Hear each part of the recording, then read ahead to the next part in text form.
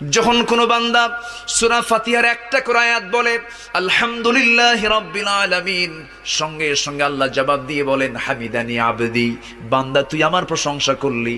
আর রহমানির রহিম যখন বলে আল্লাহ বলেন আসনা আলাইয়া আবদি। মালিক ইয়াউমিদ্দিন যখন বলে আল্লাহ বলেন মাজ্জাদানি আবদি। এরপরে যখন বলে ইয়াকা না'বুদু ওয়া ইয়াকা নাস্তাঈন পর্যন্ত যখন বলে আল্লাহ বলেন বান্দারে তুই আমার কাছে কি চাস, প্রাণ খুলে চারে বান্দা। ইহদিনাস সিরাতাল মুস্তাকিম থেকে শুরু করে নিয়া ওয়ালাদ-দাল্লিন পর্যন্ত যখন বান্দা বলে তখন আল্লাহ বলেন বান্দা নামাজের মধ্যে এমন প্রেমের খেলা খেললি বান্দা, তুই যা চাইলি সব আমি আল্লাহ কবুল করলাম। ওই বান্দা যখন রুকুতে যায় আল্লাহ তখন অস্থির হন।